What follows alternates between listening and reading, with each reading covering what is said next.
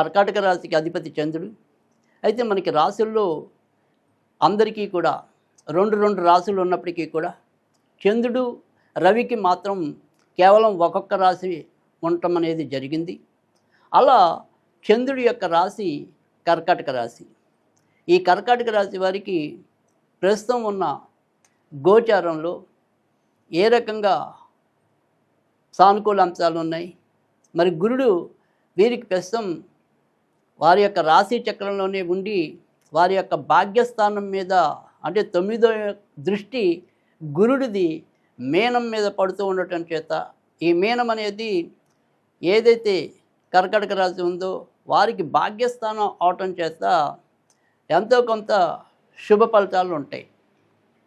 కనుక ఏదైనా ఆ శని కూడా భాగ్యస్థానంలోనే కూడి ఉండటం, దీనివల్ల ఎంతైనా సరే ముందు ఒత్తిడి తర్వాత సుఖం పడే అవకాశాలు కర్కాటక రాశి వారికి ఎక్కువగా కనిపిస్తున్నాయి. అంతేకాకుండా ప్రస్తుతం స్వక్షేత్రంలో కుజుడు సంచారం, తర్వాత లాభస్థానంలో కుజుడు సంచారం, వీటన్నిటి వల్ల కూడా ఎక్కువ శాతం కర్కాటక రాశి వారికి మంచి ఫలితాలు ఉన్నాయి. మానసికంగా ఎంత అలజడి ఉన్నప్పటికీ కూడా, ఏదో వీడని భయాందోళన వెంటాడుతున్నప్పటికీ కూడా చివరి క్లైమాక్స్కి వచ్చేప్పటికైతే కనుక అమ్మయ్య అని ఊపిరి పీల్చుకున్నట్టే ఉంటుంది తప్ప ఊపిరి బిగబట్టేలాగా అయితే మాత్రం ఉండదు. కనుక ఖచ్చితంగా గుండె మీద చెయ్యేసుకోవచ్చు కర్కాటక రాశి వాళ్ళు. అయితే ఈ కర్కాటక రాశి వారికి వచ్చే ఇబ్బంది ఏంటి అంటే కనుక ఖచ్చితంగా వీరి యొక్క తోడబుట్టిన వాళ్ళతో అయితేనేమి, ఇరుగు పొరుగు వారితో అయితేనేమి కొంతవరకు జాగ్రత్తగా ఉండటం అనేది అవసరం. అలాగే అనవసరపు వ్యయానికి పోయి లేదా పంతాలకు పోయి డబ్బుని నేలగా ఖర్చు పెట్టుకోవటం అనేది ఒక ప్లానింగ్ లేకుండా అది దానికి కొంతవరకు దూరంగా ఉండవలసిన అవసరమైతే కనుక కర్కాటక రాశి వారికి అయితే కనిపిస్తుంది. అంతేకాకుండా కర్కాటక రాశి వాళ్ళు ఎవరైతే ఇప్పటిదాకా ఏదైనా సరే కొంత నిరుద్యోగ సమస్యతో కొట్టుమిట్టాడుతున్నట్టయితే కనుక వారికి ఖచ్చితంగా ఈ జూన్ జూలైలో ఉద్యోగం లభించే అవకాశాలు కూడా ఎక్కువ ఉంటాయి. తర్వాత సంతానపరంగా ఎవరైనా సరే ఇబ్బంది పడుతున్నట్టయితే ఆ సంతానపరంగా కూడా ఒత్తిడి చాలా వరకు తగ్గే అవకాశాలు కూడా ప్రస్తుతం గోచారం అయితే కనుక వీరికి రంగం సిద్ధం చేస్తుంది.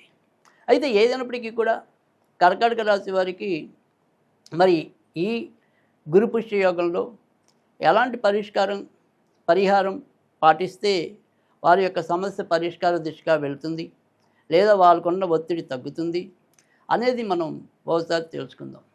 అయితే ఇక్కడ ప్రస్తుతం ఉన్న గోచారంలో వీరికి వ్యయస్థానంలో ప్రస్తుతం ధనాధిపతి వ్యయాధిపతి స్వక్షేత్రంలో అంటే రవిబుధులు ఇద్దరు కూడా వ్యయస్థానంలో ప్రస్తుతం ఉండటం అనేది జరిగింది గురు పుష్య యోగ సమయానికి.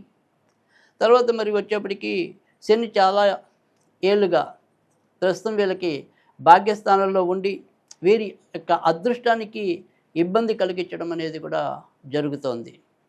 ఇంకా అంతేకాకుండా అష్టమ స్థానంలో ఉన్న రాహు వల్ల వీరి నిర్ణయాలు సరిగ్గా తీసుకోలేకపోవటం, ఇవాళ ఇది బాగుంటుంది అనుకున్నది మర్నాటి రోజు వాళ్ళు మార్చేసుకుంటూ ఉండటం, మానసికంగా ఎప్పుడూ కూడా ఏదో రకమైన ఉద్విగ్నతతో ఉండటం, ఇలాంటి పరిస్థితులన్నీ కూడా రాహు వల్ల కలగటం అనేది కూడా జరుగుతుంది.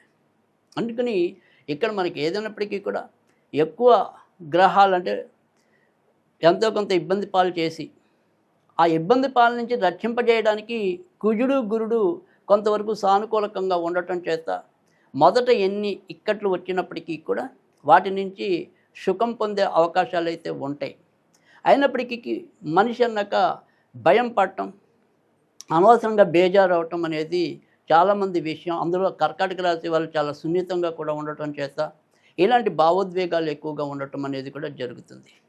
కానీ అయినప్పటికీ కూడా అటువంటి ఒత్తిడి నుంచి బయటపడేందుకు తర్వాత ఉన్నంతలో ఆర్థిక స్థితిగతులు మెరుగుపడడానికి అంటే ఖర్చులు తగ్గి ముందుకెళ్ళడానికి వారికి సానుకూలకంగా ఏ పరిహారం పాటించడం వల్ల మంచి జరుగుతుంది ఈ గురు పుష్య యోగం నాడు. వీరు ఈ గురు పుష్య యోగం నాడే కాకుండా రాబోయే మరికొద్ది నెలలు కూడా ఇదే రకంగా వారి పరిహారం పాటించినట్టయితే కనుక మరింత మంచి జరగడానికి కూడా అవకాశం ఉంటుంది.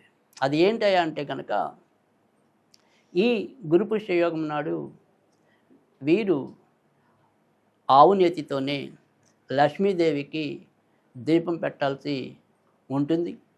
తర్వాత చదువుకోగలిగితే సుబ్రహ్మణ్య స్వామి కరావలంబ స్తోత్రం, ఏ స్వామినాథ కరుణాకర దీనబంధు అని చెప్పి సుబ్రహ్మణ్య కరావలంబ స్తోత్రం ఉంటుంది. ఆ కరావలంబ స్తోత్రాన్ని ఈ రోజుకి మాత్రం 6 సార్లు చదువుకుని ఆపై ప్రతిరోజు కూడా ఒక్కసారి చదివినా కూడా చాలా మంచి ఫలితాలు రావడానికి, ఉద్యోగపరంగా ఉన్న చిక్కులన్నీ కూడా తొలగడానికి అవకాశాలు ఎక్కువ ఉంటాయి. కనుక సుబ్రహ్మణ్య స్వామి కరావలంబ స్తోత్రం చదువుకోవటం వల్ల కూడా చాలా మంచి ఫలితాలు వస్తాయి. ఒకవేళ ఏదైనా సరే వేరే రకంగా అంటే మనం ఈ దేవుళ్ళతో సంబంధం లేకుండా ఏదైనా చేయాలి అనుకుంటే కనుక వారి యొక్క ఎడమ చేతి చూపుడు వేల కింద ఎర్ర ఇంకు పెన్నుతో 3 ఆలు లిఖించి ఇలా ఏదైతే ఎడమ చేతి ఉందో ఆ చేతి మరి చూపుడు వేల కింద 666 అనేది వేసి ఆ తర్వాత ఇప్పుడు నేను చెప్పబోయే నంబర్ కనుక పఠించినట్టయితే కనుక మరింత మంచి జరగడానికి ఉంటుంది. 336699 336699 ఈ రకంగా చేసుకోవటం వల్ల కూడా మరింత మంచి ఫలితాలు కలగడానికి అవకాశం ఉంటుంది.